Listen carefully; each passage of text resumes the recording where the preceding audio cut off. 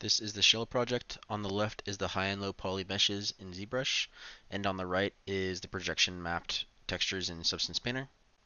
Here are the textures.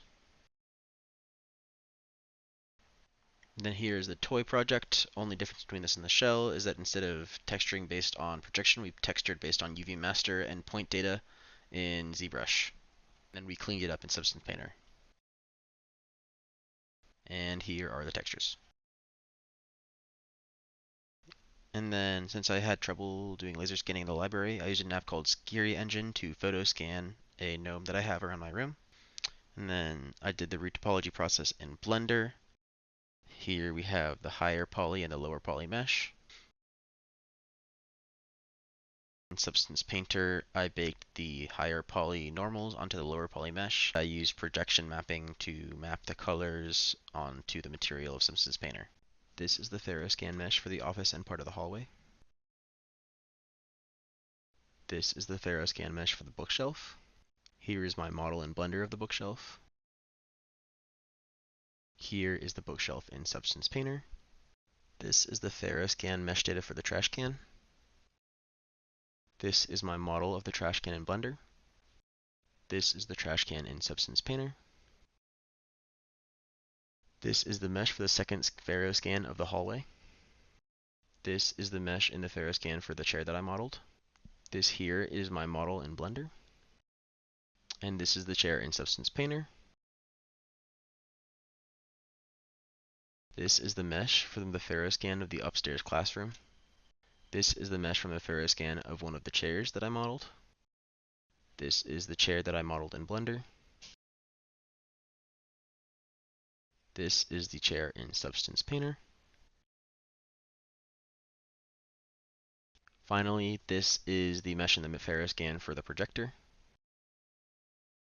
This here is the projector that I modeled in Blender. This is the projector in Substance Painter. And this is a render I did in Substance Stager for the projector.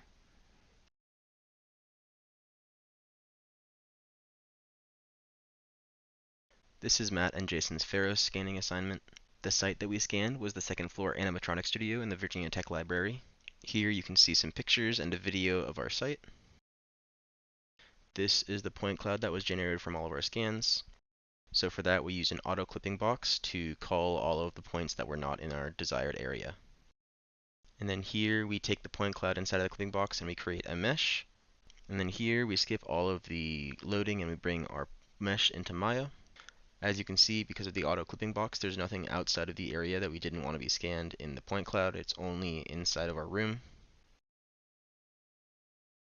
First, here's the mesh data that we had to work with and import it into Blender. Here are some reference pictures. And this is a picture of me playing the claw machine. And then this is the finished model in Blender. There's more inside the claw machine, but the windows are opaque currently. Here are the insides of the claw machine. This here is the topology of the claw machine. And this is the topology of the inside of the claw machine, specifically the claw and the chute. Then here I go into Substance Painter. Most of the textures were projected on, and other textures were procedurally made with dirt and dust effects on top of them. Here I am going through the exported textures, including base color, roughness, metallic, and more.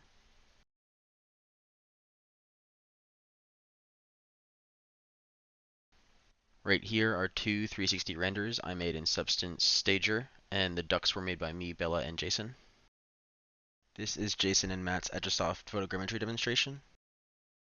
Right here we imported all of our pictures into Agisoft, and we used Agisoft to align all of the photos where they were taken from. As you can see here, each of our photos are represented by a little plane. So the next step is to build a point cloud from the pictures that we took. And then finally here, after building the point cloud, we turn it into a 3D model so that it has a mesh. And then we are also baking a texture map onto the model based on the photos. And then here we are building the texture with the source data of the texture being the 3D model instead of the images that we took. And then this is our model in Maya.